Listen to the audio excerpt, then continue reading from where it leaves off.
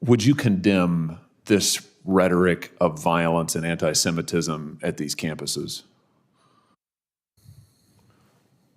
I think it's important, and I say this as much as a former governor as I say it as the current head of the NCAA, for all of us, whether we agree with someone's general political philosophy or not, to condemn any support for violence. Welcome to Viral X. In today's video, I'm diving into a Senate hearing that touched on everything from campus protests to student-athlete rights. Trust me, you won't want to miss this breakdown. It's got some serious implications for college sports and campus life. Let's get into it. Recently, Chairman Baker faced some tough questions about controversial statements made by student groups at major universities like Harvard, Ohio State, and Columbia. Things got pretty intense when Senator Hawley brought up specific incidents where some groups seemed to support violence, particularly during recent events involving Israel. Thank you, Mr. Chairman.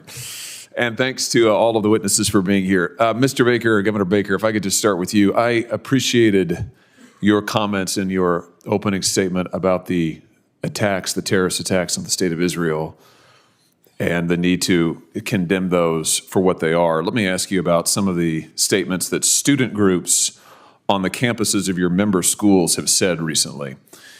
Students at Harvard wrote they, quote, hold the Israeli regime entirely responsible for all unfolding violence. Students at Ohio State University praised, quote, the heroic resistance in Gaza.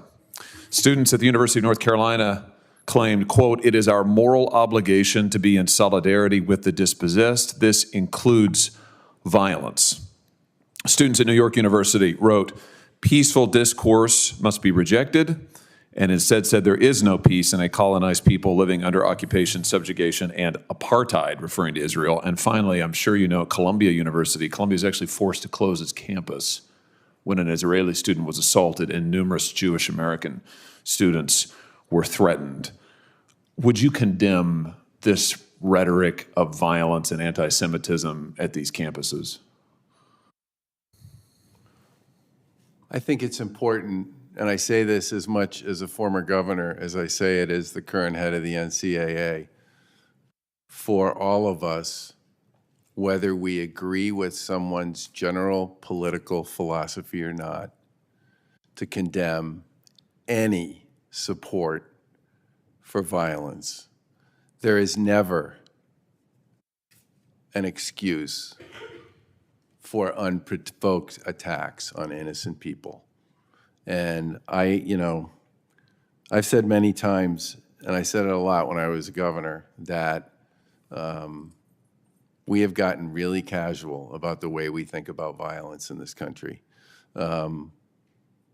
And I said it all the way through the summer of 2020 when we had some really horrible things that happened to members of our Black community. And I think I think we have a cultural problem there as much as anything else, Senator. And I think it's important for everybody on all sides of the political spectrum to call that stuff out.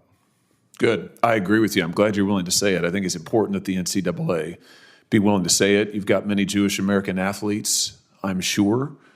And Jewish American students. Indeed. And I think you were gesturing to this, while the First Amendment certainly protects the right of anybody on our campuses and across the country to say what they want peacefully, that doesn't mean that we have to condone it and act as if it's morally acceptable. And I think it's vital that we take a stand. I'm going to ask the Senate to take a stand on the same rhetoric and condemn it as the violent anti-Semitic rhetoric that it is. Let me ask you about a student safety issue of a different kind. Earlier this year, this committee heard testimony from a 12-time All-American swimmer, Riley Gaines. She testified that in March of 2022 at the national championships where she was swimming, she was forced to share a locker room with a biological male, Leah Thomas. Let me just read from her testimony. In addition to being forced to give up our awards, our titles, and our opportunities, the NCAA forced me and my fellow swimmers to share a locker room with Thomas. Let me be clear, we were not forewarned, we were not asked for our consent, and we the women did not give our consent. Is that still NCAA policy? Well, first of all, I'm not going to defend what happened in 2022. I wasn't there. I was still governor of the Commonwealth.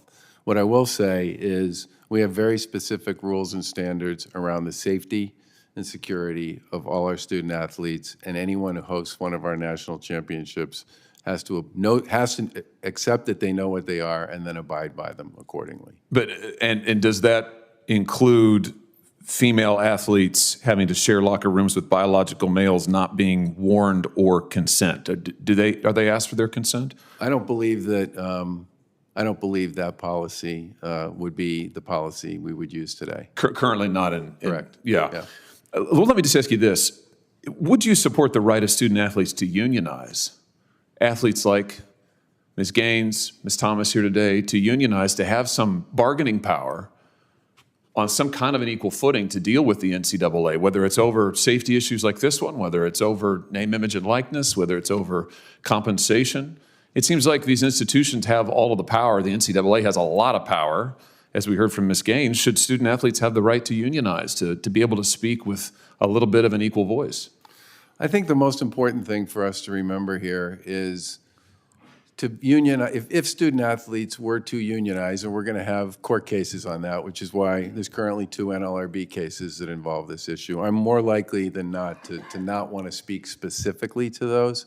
I do have concerns, and I've raised these before, about creating a system where you put one brush across all 19,000 teams, all 1,100 schools, all 500,000 athletes, and say they should all be employees. Because I do believe in your state and in the state of every single person on this committee, literally thousands of your interscholastic athletic programs will go away, because it completely changes everything about what it means to be a student athlete and what it means to be a college that supports student athletics. And I think that's a problem.